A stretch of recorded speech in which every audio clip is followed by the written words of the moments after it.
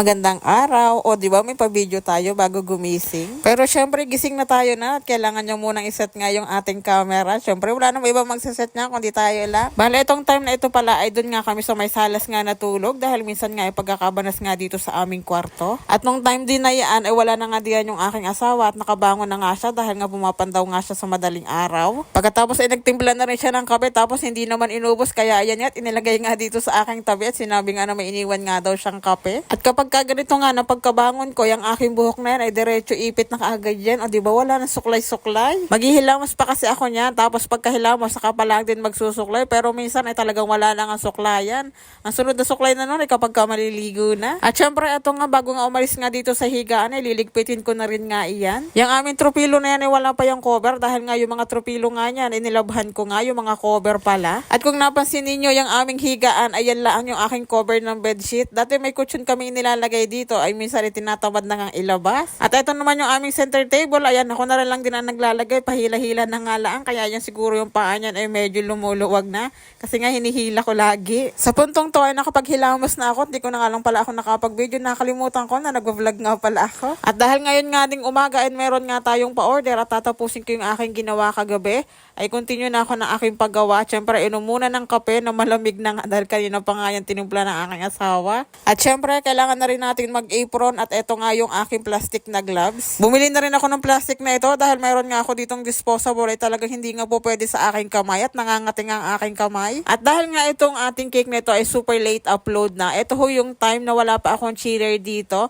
At kapag nilalagay ko yung aking cake sa gabi at sa ref lang nakalagay, ayan, ibinabox ko na muna siya. Dahil kapag hindi talaga binax ay natutuluan siya ng tubig galing nga dun sa may freezer. Bali nga pala kagabi ay nakaramkutan ko na rin tong cake na ito at ito nga pala yung money na ating ginawa kagabi. Hindi ko na rin siya nilagay kaagad din kagabi at sabi ko ngayon ko na lang din umaga ilalagay dahil medyo pahapon pa naman nga ang pick up nitong cake. At ito na nga at sinusukat ko na nga diyan yung ating pera pagkatapos ay guguhitan ko lamang yan para nga mabutasan or para matanggal ko yung part na paglalagyan nga ng pera. At siguro naman din sa lahat ng mga nanonood ng aking vlog ay alam nyo na rin kung paano nga ako gumawa ng money cake.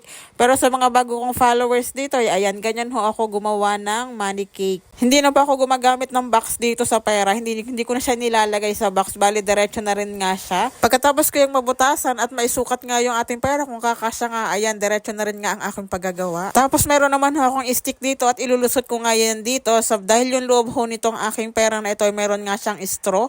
So, doon ko siya ipapadaan para pumunta siya doon sa may kabilang gilid. Para pagka hinila ay meron pagkakapitan yung pera. At nung okay na nga ang pagkakalagay, eto nga at ibinalik ko na yung pinakaibabaw nga noong pinagtanggalan. Pagkatapos ay kakarumkutan ko ulit yan para lang hindi makita na nga yung pinakaguhit. Bali, ang flavor nga pala ng cake na ito ay moist ubi cake at siguro naman ay nakikita nyo na rin nga na ubi nga iyan.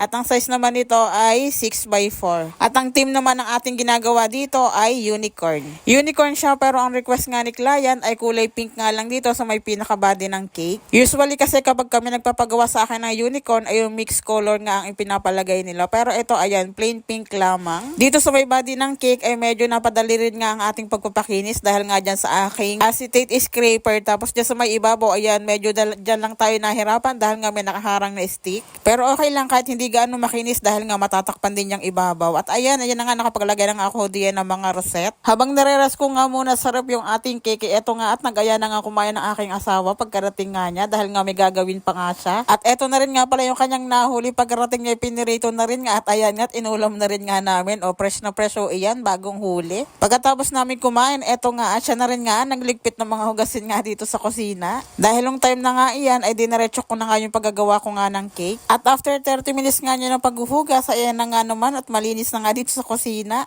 Ay sabi, ibigyan ko naman daw at tapos na nga daw siyang maghuga. Tapos paglabas ko dito ay eto naman nga siya at nagwawalis na rin nga dito. Ayan siya kasi nakatoka dito sa labas, siya naglinis dito sa labas at ako naman nga ay sa loob. Diyan siya nakatoka kasi pagkatapos niya ng paglilinis diyan, yung kanya naman mga manok ang kanyang iintindihin. At flex ko na rin nga ho pala itong aming mga halaman. Ayan ho ay galing dun sa aking biyanan dahil nga sila ay nagpapagawa ng bahay. Ayan, tinanggal yung mga halaman kaya nilipat dito sa amin. Pati itong malaking halaman na ito. At eto na po pala ang ating cake. O diba, nakalimutan ko na mag-video. Pero siguro naman, alam nyo na rin ang paglalagay nga ng mga topper nito dahil naipakita ko na rin nga sa aking mga vlogs.